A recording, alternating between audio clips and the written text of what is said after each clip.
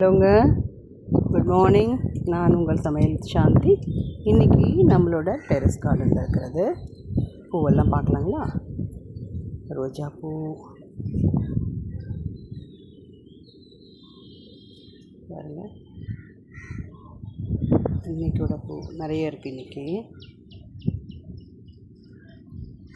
அப்புறம் மல்லிகைப்பூ ஒன்றே ஒன்று இருக்குது.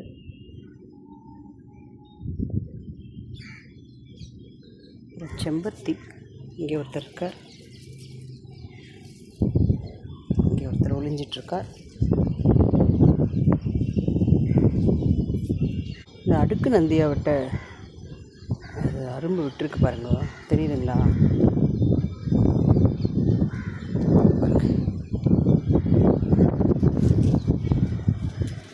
ஆரஞ்சு செம்பருத்தி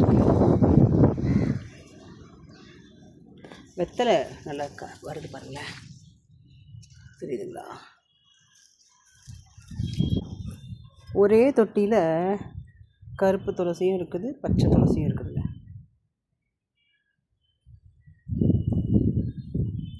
பவளமல்லி ஒரு 2 பூ தான் இருக்குது. புதினா இருக்குது பாருங்களேன்.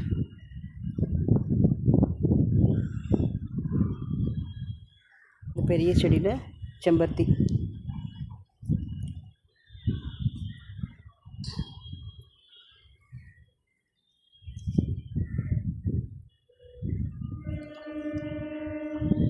இந்த கொடி ஒன்று காமிச்சிருந்தேன் இல்லைங்களா, அது அப்படியே வளர்ந்து வருது பாருங்களேன். இது என்ன கொடின்னு எனக்கு தெரியல, பார்க்கணும் என்னன்னு சொல்லிட்டு.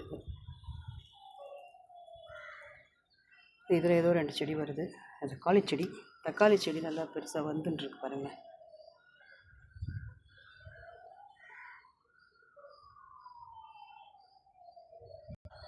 நம்மளோட முருங்கை குட்டியாக வருதா. இன்றைக்கி நான் 2 தண்ணி வச்சுருக்கேங்க செடிக்கு விடுறதுக்கு. எப்சம் சால்ட்டு தண்ணியில் கரைச்சி வச்சுருக்கேன். அதுக்கப்புறம் நம்ம இன்றைக்கி இட்லிக்கு ஊற வச்சுருக்கேன். ஸோ அந்த அரிசி கழுவின தண்ணி, காய்கறி கட் பண்ண தண்ணி, காஃபி டிகாஷன் போட்டு அந்த ஃபில்டரில் இருந்தது எல்லாமே போட்டு வச்சுருக்கேன். இதெல்லாம் ஜஸ்ட் ஒரு டானிக் மாதிரி செடிக்கு. இதுதான் இன்றைக்கி நான் செடிக்கு விட போகிறேன்.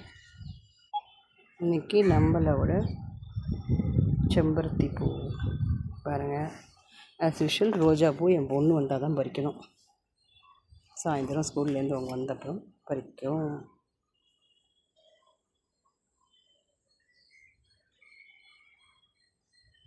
எதையுமே எதிர்பார்க்காம அதுங்க நமக்கு அந்த பூவை கொடுக்குது பாருங்களேன். எனக்கு அது ஒரு பெரிய கடவுளோட வரங்க. முடிஞ்ச வரைக்கும் எல்லாருமே ஒரு சின்ன செடியாவது வீட்டில் வைங்க. நம்ம மனவலியெல்லாம் தீர்த்துருங்க. இந்த செடிகளை பார்க்கும்போது நம்மளோட உணர்வுகளை அது பிரதிபலிக்குங்க. நீங்கள் ஹாப்பியாக இருந்தால் அதுவும் ஹாப்பியாக செடி பூ நிறைய கொடுக்கும். நீங்கள் சோகமாக இருந்தால் அதுவும் சோகமாகிடுங்க. பாருங்க. Thank you. Have a good day. Thank you.